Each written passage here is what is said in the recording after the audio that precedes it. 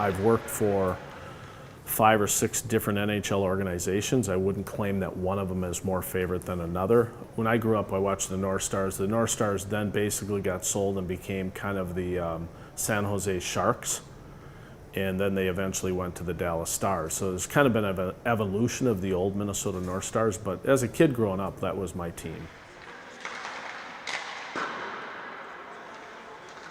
For me, the best hockey player that I've ever coached, the way I took the question, would be Jaromir Jagr, by far. Jaromir is probably the most talented player I ever coached in terms of both mental and physical gifts. If you just said pure skill, that's Alexei Kovalev. Like, that guy is like really skilled. But I would say Jaromir Jagr is the best player that I believe.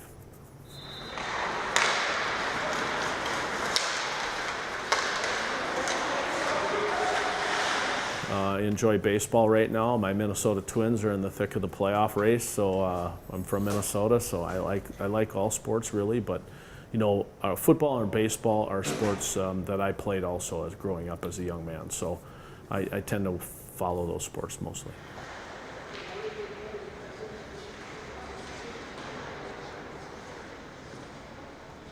So really what I can do from here is I can access my TV back home through DirecTV onto my iPad, and I can watch NFL and NHL games from here. It's just that I have to be up at the right time of the day.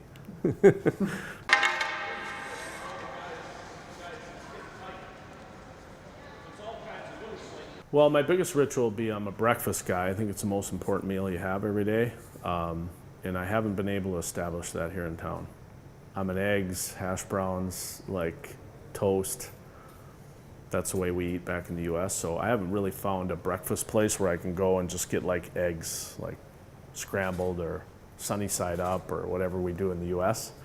So that ritual hasn't happened yet, but I'm a breakfast person. So I'd like to get up and go to work by 4 a.m. I'd like to get in a breakfast place by 4:30 and have my breakfast and coffee and enjoy the townspeople that I have breakfast with. But that ritual hasn't really happened yet. The other ritual is just game stuff. Those are rituals that I have no matter where I coach.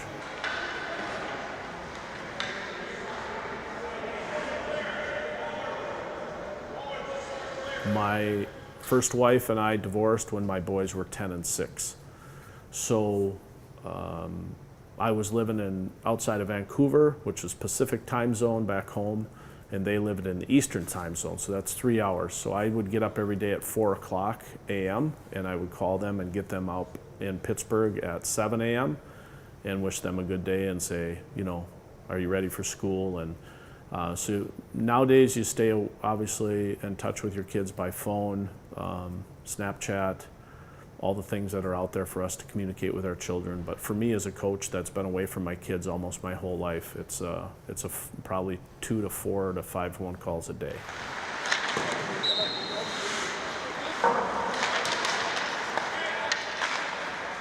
My father. Why? Lifetime coach,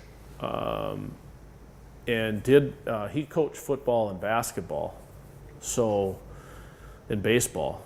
He didn't coach hockey, never played hockey, but usually in coaching, the X's and O's and how you learn about managing people in a particular sport are something you learn a lot over a period of time. What people forget about coaching and teaching is it's the people that are really organized and they have a great work ethic and their attention to detail is really high. So regardless of the sport you coach, you have to have a great work ethic.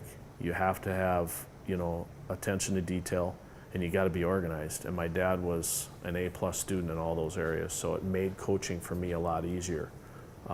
He didn't teach me anything about hockey. I learned that through other people, but he gave me the foundation to be a good teacher.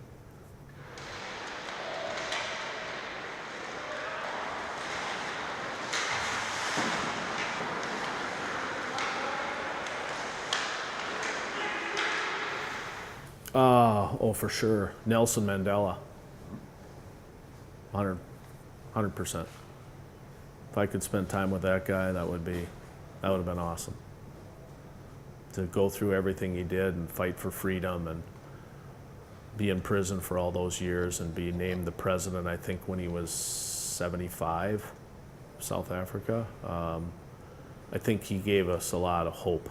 He gave us a hope that life is never over. You just keep growing and you keep learning, and his convictions and all the things, like if I could have time with that guy to be in prison as long as he did and still come out and lead a country, that'd be pretty special.